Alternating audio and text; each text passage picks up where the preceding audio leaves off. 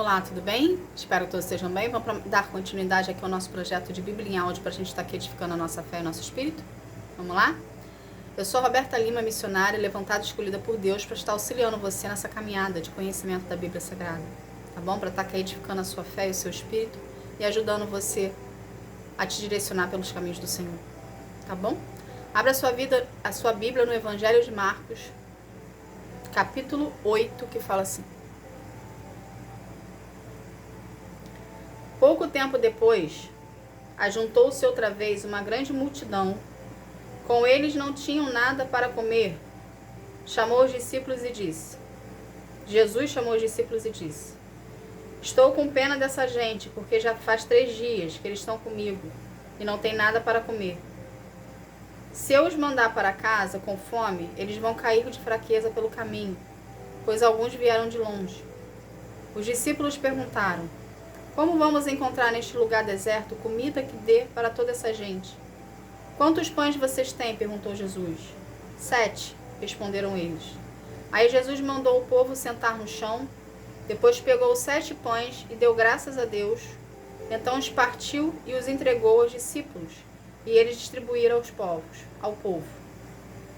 Eles tinham também alguns peixinhos. Jesus deu graças a Deus por eles e mandou que os discípulos distribuíssem. Todos comeram e ficaram satisfeitos, e os discípulos ainda encheram 7 cestos com os pedaços que sobraram. As pessoas que comeram eram mais ou menos 4.000. Jesus mandou o povo embora, e logo depois subiu no barco com seus discípulos e foi para a região de Dalmanuta. Alguns fariseus chegaram e começaram a falar com Jesus.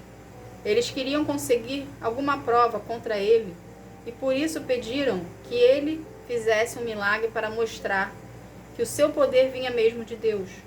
Jesus deu um grande suspiro e disse: Por que as pessoas de hoje impedem um milagre? Eu afirmo a vocês que isto é verdade. Nenhum milagre será feito para essas pessoas. Então Jesus foi embora. Ele subiu no barco e voltou para o lado leste do lago. Os discípulos haviam esquecido de levar pão e só tinham um pão no barco. Jesus chamou a atenção deles dizendo: Fiquem alertas e tomem cuidado com o fermento dos fariseus e com o fermento de Herodes. Aí os discípulos começaram a dizer uns aos outros: O que ele está dizendo? Ele está dizendo isso porque não temos pão? Jesus ouviu o que eles estavam dizendo e perguntou: Por que vocês estão discutindo por não terem pão? Vocês não sabem, não entenderam o que eu disse? Por que são tão duros para entender as coisas? Vocês têm olhos e não enxergam, têm ouvidos e não escutam, não lembram? Dos 5 pães que eu parti para 5.000 pessoas, quantos cestos cheios de pedaços vocês me recolheram? E eles responderam: 12. Jesus perguntou outra vez: E quando eu parti os 7 pães para 4.000 pessoas, quantos cestos cheios de pedaços vocês recolheram? E eles responderam: 7. Então Jesus perguntou: Será que vocês ainda não entendem? Depois os discípulos chegaram ao povoado de Betsaida. Algumas pessoas trouxeram um cego e pediram a Jesus que tocasse nele. Ele pegou o cego pela mão e o levou para fora do povoado. Então cuspiu, passou a saliva nos olhos do homem, pôs a mão sobre ele e perguntou: Você está vendo alguma coisa? E o homem olhou e disse: Vejo pessoas que parecem árvores, mas estão andando. Jesus pôs outra vez a mão sobre os olhos dele. Dessa vez o cego olhou firme e ficou curado. E aí começou a ver tudo muito bem. Em seguida, Jesus mandou o homem para casa e ordenou: Não volte para o povoado. Depois Jesus e os seus discípulos foram para o povoado que ficava perto de Cesareia de Filipe. No caminho, ele lhes perguntou: Quem o povo diz que eu sou? E os discípulos responderam: Alguns dizem que o Senhor é o João Batista, outros que é Elias e outros que é um dos profetas. E vocês, quem vocês dizem que eu sou? Perguntou Jesus. O Senhor é o Messias, respondeu Pedro.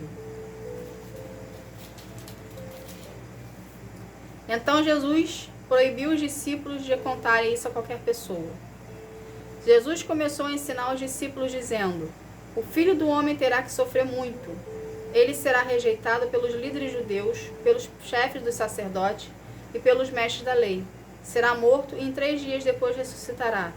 Jesus dizia isso com toda clareza. Então Pedro o levou para o lado e começou a repreendê-lo. Jesus virou-se, olhou para os discípulos e repreendeu Pedro, dizendo: Saia da minha frente, Satanás. Você está pensando como um ser humano pensa, e não como Deus pensa. Aí Jesus chamou a multidão e os discípulos e disse: Se alguém quer ser meu seguidor, que esqueça os seus próprios interesses. Esteja pronto para morrer como eu vou morrer e me acompanhe. Pois quem põe os seus próprios interesses em primeiro lugar, nunca terá a vida verdadeira. Mas quem esquece a si mesmo por minha causa, por causa do Evangelho, terá a vida verdadeira. O que adianta alguém ganhar o mundo inteiro, mas perder a vida verdadeira? Pois não há nada que poderá pagar para ter de volta essa vida. Portanto, se nesta época de incredulidade e maldade alguém tiver vergonha de mim e dos meus ensinamentos, então o Filho do Homem, quando vier da glória do seu Pai com seus santos anjos, também terá vergonha dessa pessoa. Somente até aqui. O que a gente pode aprender do capítulo 8 de Marcos?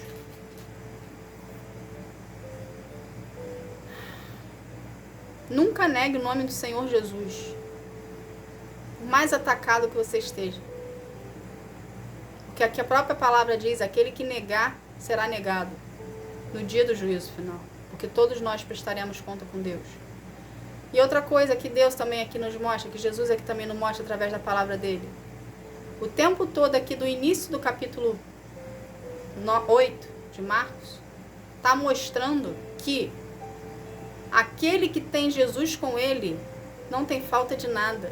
Porque Jesus é a provisão. Então ele até indagou os discípulos: como assim vocês não entendem? Tem coração duro, não está entendendo por quê? Porque Jesus teve várias comprovações da fidelidade dele ao povo.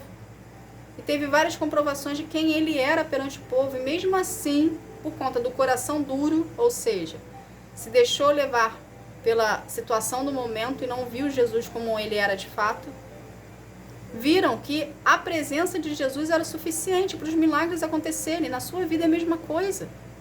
Então você não tem que deixar a incredulidade e a dúvida adentrar no teu coração. Você tem que crer com todo o coração e exercer a fé que Jesus é na sua vida. E que você vai viver os milagres e as promessas de Deus para ti, mediante ao que você acredita, mediante ao relacionamento que você desenvolve com Ele, de intimidade. Entende? Na sua individualidade, tirando religião de lado, você e Deus ali, vocês dois. Então, procure mais a presença do Senhor, faça mais leitura da palavra, escute esse áudio, da Bíblia em áudio, quantas vezes forem necessários, para a palavra de Deus adentrar no seu coração e você começar a colocar em prática tudo que você escuta e lê da palavra. Porque somente assim nós somos transformados. Somente assim nós ficamos parecidos com Jesus. E andamos de acordo com a vontade de Deus. Tá bom? Vamos estar aqui fazendo uma oração para a gente estar encerrando esse momento? Vamos lá? Pai, em nome de Jesus, Senhor, eu quero te agradecer, Pai, por essa palavra, Paizinho. Obrigada, Senhor. Obrigada por nos mostrar o caminho que devemos andar, o que devemos fazer, o que não devemos fazer. Pai, pelo poder do nome de Jesus, coloque em nós, Pai, corações mais disciplinados e mais disciplinados e mais obedientes em buscar a sua presença, Senhor. Que nós venhamos fazer de Ti a nossa prioridade, Pai. Que nós venhamos fazer dessa união a nossa prioridade em relacionamento contigo, Senhor. Pai, pelo poder do nome de Jesus, Senhor, eu quero consagrar cada vida aqui a Ti. Que cada vida venha ter um raio enquanto contigo, enquanto que sara, que transforma, que cura, que liberta. Que cada vida, Senhor, venha ser um contigo, espírito e verdade, Pai, desenvolvendo contigo um relacionamento de intimidade e aprofundamento, Pai. Pelo poder do nome de Jesus, Senhor, eu te agradeço. Amém. Gente, obrigada. Que Deus abençoe a sua vida, que você venha ter um dia, uma tarde, uma noite espetacular na presença do Senhor, tá bom? Fique na paz. Tchau, tchau.